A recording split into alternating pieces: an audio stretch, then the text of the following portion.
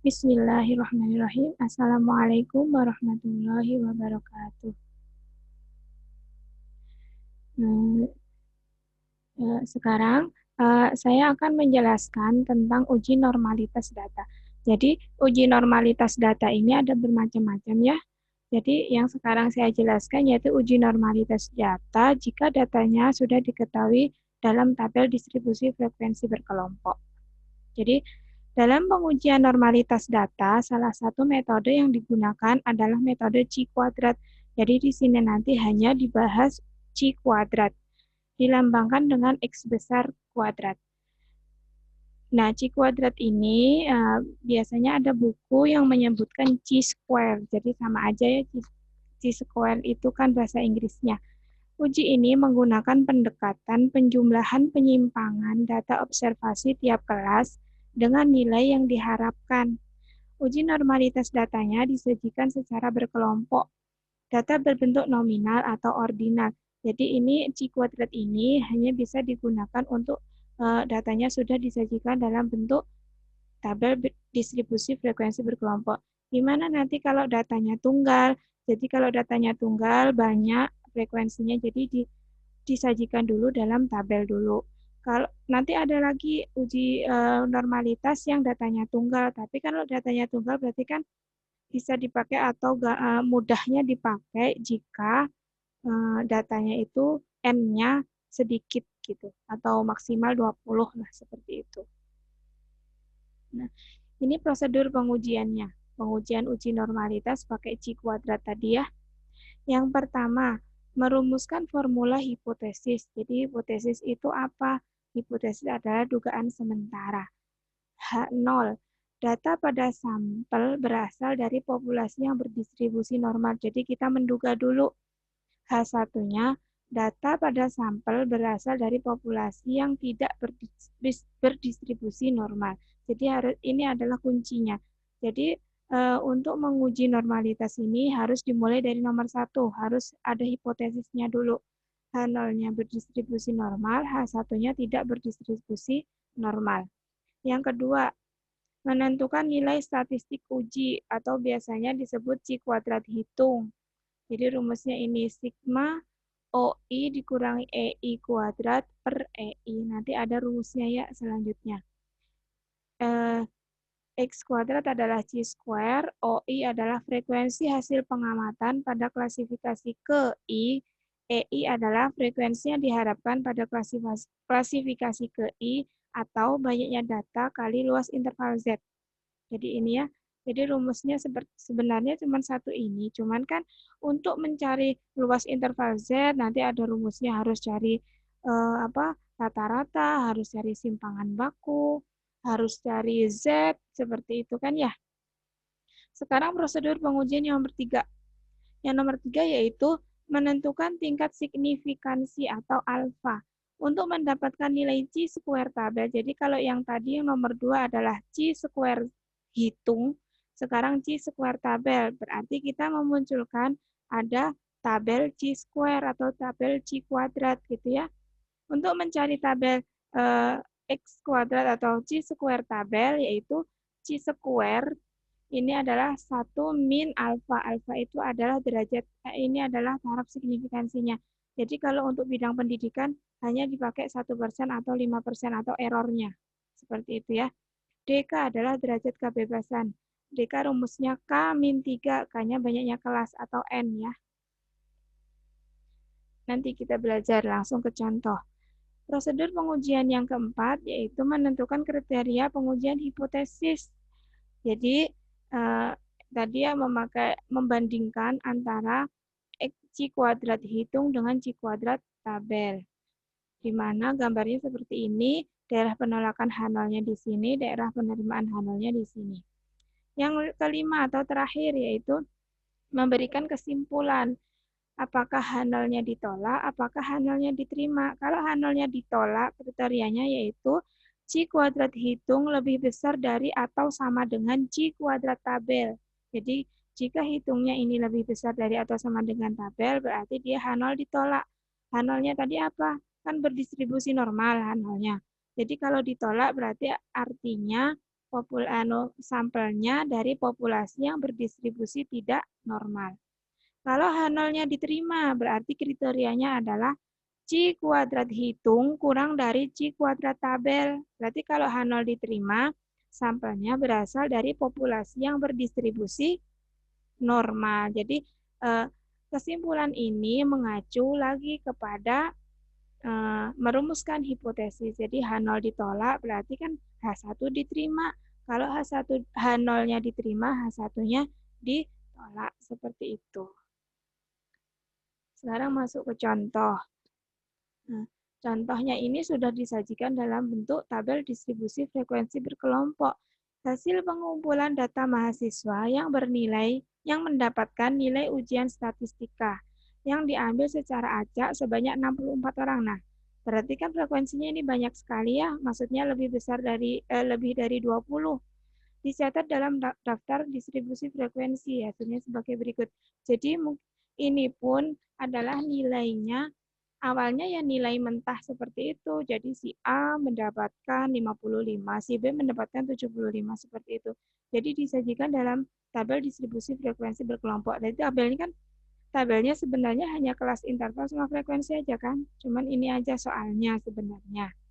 Tetapi kita harus mencari rata-rata, harus mencari simpangan baku. Jadi otomatis kita cari titik tengahnya dulu.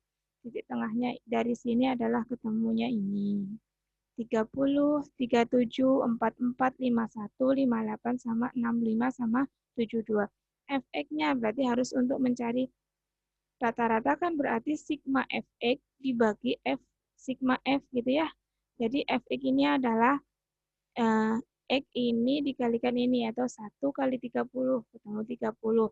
9 kali 37 ketemu 333 dan seterusnya sampai 2 kali 72 ketemunya 144.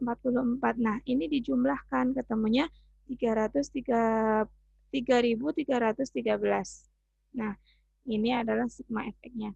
Sekarang kita cari dulu rata-ratanya. Nah, rata-ratanya ini. Jadi sigma Fx dibagi sigma F ketemunya 51,77. Ibu, kalau di sininya boleh nggak disederhanakan kan nanti untuk mencari simpangan baku? Boleh, boleh disederhanakan. Jadi kalau 51,77 disederhanakan jadi 52, seperti itu boleh. Nah, kita kembali lagi ke tabel. Nah, X dikurangi X bar atau rata-rata. X-nya di sini. Nih. 30 dikurangi berapa tadi? Dikurangi 51,77. Gitu. 30 dikurangi 51,77. Berarti kan negatif 21,77. Gitu. Jadi ini mah memakai kalkulator ya. Jadi tidak dibulatkan. Seandainya dibulatkan boleh langsung 30 dikurangi 52 di sini boleh. Boleh saja. Nah, selanjutnya tabel ini dikuadratkan jadi ketemunya ini. Jadi positif semua ya. Nah, selanjutnya dikalikan frekuensi. Jadi ini dikalikan frekuensi yang ini. Nah, ketemu di sini. Selanjutnya dijumlahkan ketemu 6.479,48. Jadi memang nanti kalau uji normalitas itu ada dua tabel. Yang pertama ini tabel hanya untuk mencari rata-rata dan simpangan baku. Jadi ini modal utama, gitu ya. Nah, ujilah apakah data tersebut berdistribusi normal dengan alfa 5% atau 0,05. Seperti itu. Nah, selanjutnya jawab. Yang pertama tadi kan merumuskan hipotesis dahulu. Merumuskan hipotesis H0-nya data berasal dari populasi berdistribusi normal. H1-nya data berasal dari populasi tidak berdistribusi normal. Selanjutnya mencari rata-rata. Tadi kan sudah ya rata-ratanya untuk mencari tabel yang digunakan untuk mencari simpangan baku 51,77 bisa disederhanakan menjadi 52. Nanti ketemu juga simpangan bakunya juga akan bulat. Jadi seperti ini. Jadi 10,14 bisa jadi 10 karena ini tadi dibulatkan ke atas bisa jadi ini hasilnya lebih gitu. Nah, ini ya rumusnya simpangan baku yang seperti kemarin. Jadi ini tadi adalah hasil dari penjumlahan tabel yang paling akhir. Tabel yang paling akhir ini ya 6.479,48. Dibagi N min 1, N-nya tadi, frekuensinya tadi kan 64. 64 min 1, 63. Ini ketemunya 10,14. Ini untuk simpangan baku. Selanjutnya, kita membuat tabel hasil perhitungan chi-square. Jadi nanti ini tujuannya untuk mencari Z. Nah, menentukan batas kelas. Nah, ini tadi kan kelas intervalnya. Jadi untuk menentukan batas kelas, kita mencari batas kelas. Kalau kelas bawah berarti yang di sini yang kiri ini dikurangi 0,5. Kalau kelas atas yang kanan ini ditambah 0,5. Nah, ini kalau kelas atasnya. Maksudnya ini batas kelas, berarti ini adalah kelas bawah ya, batas kelas bawah. Jadi ini dikurangi 0,5. Jadi 26,5, 33,5. Sininya berarti 40,5, sini 47,5, sini 54,5, ini 61,5, sini 68,5. Dan ditambah satu lagi kalau memakai batas kelas. Jadi kalau kelasnya di sini ditambah, otomatis kan ini di sininya otomatis 76 ya. Di sini 76 sampai bla bla bla gitu kan ya. Nah kalau 76 ini batas kelasnya, batas bawahnya adalah 75,5 ditambah 1. Nanti perhitungannya biar nggak berkurang, seperti itu. Nah, menentukan batas kelas sudah. Selanjutnya yaitu mencari nilai Z-score. Jadi kemarin kita sudah pernah belajar bahasannya sebelumnya mencari Z-score. Rumusnya batas kelas dikurangi X-bar atau rata-rata per simpangan baku. Jadi yang dipakai tadi kan yang A tadi, yang ini, sudah ketemu ya, berarti yang dipakai yang ini. Ini adalah batas kelas bawah. Tapi harus ditambah satu ya di sini. Nah, selanjutnya ini kan adalah batas kelas tadi. Nah, batas kelas dikurangi X bar per S. Nanti ketemunya di sini. Jadi batas kelasnya 26,5 dikurangi X barnya tadi adalah rata-ratanya 51,77 per simpangan baku. Simpangan baku ketemu 10,14. Hasilnya min 2,49. Nah, ini adalah jadi tabel Z. Jadi ketemu min 2,49 seperti ini. Sampai seterusnya, sampai ini kan ada berapa poin? 1, 2, 3, 4, 5, 6, 7, 8, sampai 8 kali mencarinya. Jadi ketemu Z-nya 1, 2, 3, 4, 5, 6, 7, 8, sampai Z ketemu 8. 8 baris ya. Rumusnya seperti ini. Selanjutnya, kita mencari luas 0 sampai Z dari tabel kurva normal. Kembali lagi pakai tabel kurva berdistribusi normal. Tapi ini kurvanya kan ada kurva tabel Z itu ada Z 0, luasnya 0 sampai Z, ada tabelnya tabel kumulatif. Kita pakainya tabel yang kemarin kita bahas ya. Jadi ini min 2,49 cari di tabel. Hati-hati berarti kan negatifnya diabaikan saja.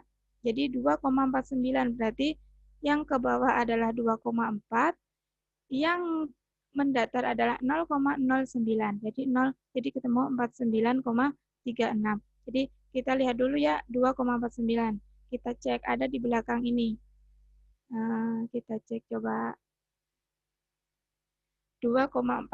Nah, ini. Nah, ini 2,4, sininya 0,09. Ketemu 0,4936. Dan seterusnya ya. Dan seterusnya.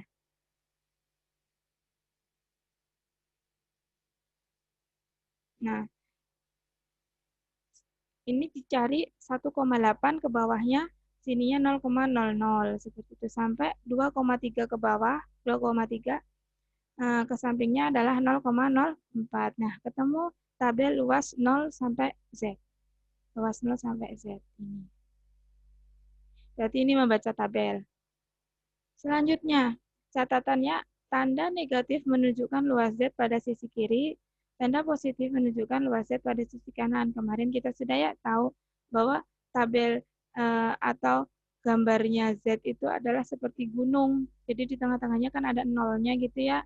Kalau dibagi, jadi kalau negatif itu ada sebelah kirinya 0, Kalau positif adalah sebelah kanannya 0. Selanjutnya yaitu mencari luas tiap kelas interval.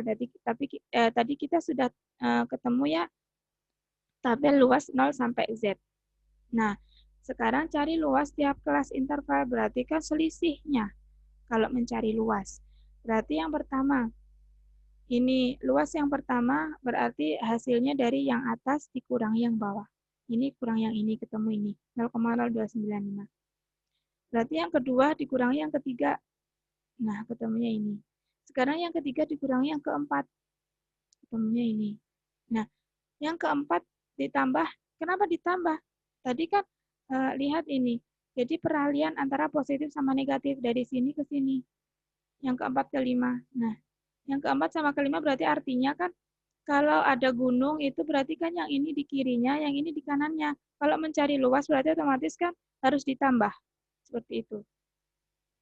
Jadi kalau peralihan antara negatif sama positif, yang di tabel Z berarti untuk mencari luasnya ditambah. Hati-hati yang di sini, di tengah-tengah ini masih ditambah. Ketemunya ini. Terus yang kelima, yang keenam dikurangi lagi, ketemu ini ya. Ke-6 sampai ke-7 dikurangi, dan selanjutnya sampai dikurangi yang seperti ini. Nah, ini ketemunya luasnya adalah kelasnya ada 7 kelas lagi. Nah, ini gunanya mencari batas kelas. Tadi kan ditambah 1, biar ketemunya luasnya ini adalah ketemu sesuai dengan soal. Seperti itu. Jadi dia ada berapa baris? Ada 7 baris. Seperti itu. Kalau di sini tadi kan mengikuti. Awalnya soalnya ada 7 baris, atau 7 kelas, karena ditambah yang di batas kelas tuh, yang ini. Nah, yang ini kan ditambah tadi ya. Ini kan nggak ada sebenarnya kelasnya. Ditambah lah, tujuannya buat mencari ini. Mencari luas kelas interval. Catatan, jika bertanda sama, nilai yang besar dikurangi nilai yang kecil. Sudah ya? Yang atas dikurangi yang bawah. Jika tandanya berbeda, kedua nilai tersebut ditambahkan. Jadi tanda berbeda itu dilihatnya dari tabel Z ini gitu. Jadi bolak-balik seperti itu. Sudah ya? Sudah ketemu luas tiap kelas interval. Sekarang mencari EI, mencari frekuensi yang diharapkan dengan cara mengalihkan luas interval dengan N sama dengan 64 atau frekuensi yang awal tadi kan sama dengan 64. Nah, luasnya ini dikalikan semuanya 64, ketemunya EI. Jadi 0,0295 kali 64 ketemu 1,89. 0,0976 kali 64 ketemu 6,25. Nah, seterusnya sampai 0,0399 kali 64 ketemunya 2,55. Seperti itu EI, untuk mencari EI. Jadi kan ada EI, ada OI ya rumusnya. Nah, selanjutnya kita masukkan ke dalam bentuk tabel. Nah, batas kelasnya tadi kan ini. Jadi batas kelas tadi, ini batas kelas bawah, ini batas kelas atas. Ini batas kelas bawah, batas kelas atas, sampai seterusnya. Nah, Z-nya berarti kan untuk mencari batas kelas yang dipakai ini, berarti Z-nya kan ini. Nah, untuk mencari yang ini tadi, kita masukkan aja. Kalau 33,5 berarti kan ini ya, min 1,80. Ini hanya tanda sampai, bukan kurang ya, ini sampai. Nah, ini hanya dimasukkan aja. Kalau 26,5 ketemu min 2,49. Kalau 33,5 ketemunya Z min 1,80. Berarti ini ditulis lagi 33,5, ini tulis 40,5. Berapa Z-nya? Min 1,11. Nah, luasnya ini dicari di tabel tadi. Jadi kita sebenarnya membuat tabel kedua sebelumnya tadi A sampai apa tadi? A sampai E ini adalah caranya seperti itu. Jadi setelah kita mencari tabel, menghitung tabel untuk sampai ke simpangan baku, kita bikin lagi tabel uji chi-square atau chi-kuadrat gitu. Batas kelas Z, luas 0 sampai Z, luas tiap kelas interval EI sama OI. OI ini adalah frekuensi yang awal. Frekuensi yang awal ditulis lagi di sini. Gitu. Jadi, kalau ini batas kelasnya ditulis semuanya ya. Z-nya dicari satu-satu. Kalau di sini berarti Z-nya di sini gitu ya. Nah, luas 0 sampai Z-nya dicari di tabel. Kalau 2,49 berarti dicari tabelnya berapa. Luas tiap interval berarti otomatis yang ini dikurangi sama yang ini. Tadi kan sudah ya dicari. Hati-hati kalau tandanya berbeda. Tandanya berbeda itu berarti seperti ini. Nah, seperti ini.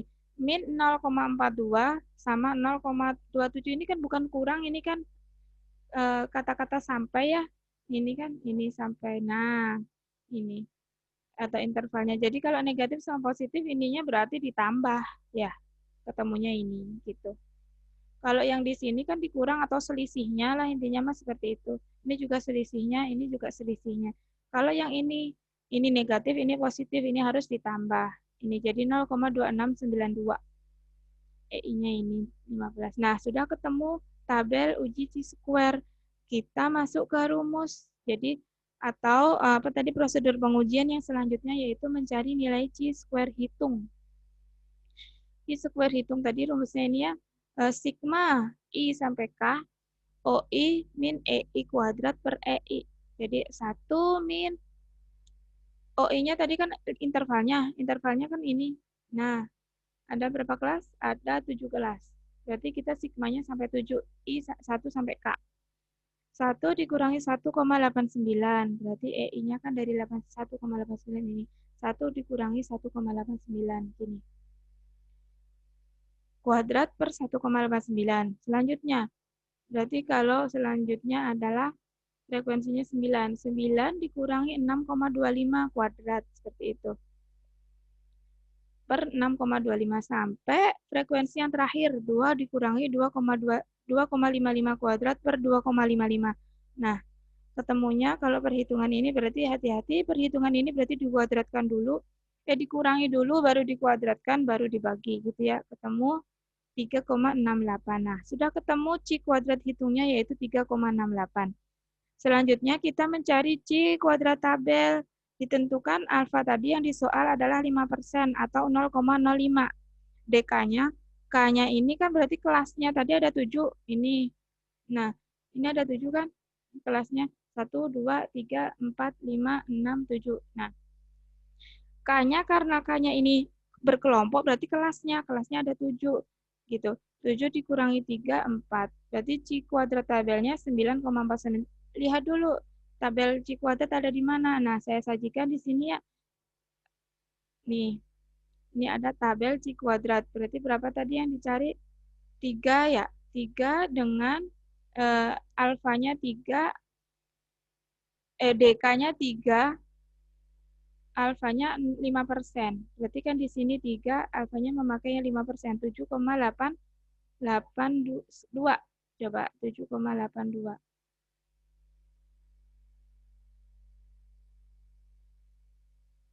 Oh, berarti ini 4. DK-nya 4, ininya alfanya 0,05. Berarti 4 sama 0,05. Coba kita cek. 4. Nah, ini. Sini 4 ya, DF-nya 4. Alfanya adalah 5%, berarti 9,49. 9,49. Dicek.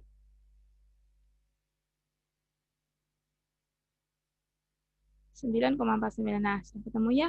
Berarti ini chi kuadrat hitungnya 3,68, chi kuadrat tabelnya 9,49. Selanjutnya, kita menentukan kriteria pengujian. Jadi, chi kuadrat hitung tadi lebih besar atau lebih kecil dari chi kuadrat tabel. Tadi kan 3,68 ketemu chi kuadrat hitungnya. Berarti otomatis chi kuadrat hitung kurang dari chi kuadrat tabel ya. Ya, chi kuadrat hitungnya 3,68 kurang dari chi kuadrat tabel 9,49. Berarti H0 diterima. H0-nya tadi apa? Berarti sampel berasal dari populasi yang berdistribusi normal. Sampel berasal dari populasi yang berdistribusi normal. Ini adalah yang terakhir. Jadi di sini ada selanjutnya, saya lampirkan tabel. Tabelnya tabel Z-nya 0 sampai Z, bukan tabel kumulatif, bukan tabel Z kumulatif. Ini ya, kalian bisa cari sendiri. Ini adalah tabel chi-square. Jadi kita sudah punya tabel untuk mengerjakan ini adalah 2, yaitu tabel Z yang 0 sampai Z sama tabel chi kuadrat.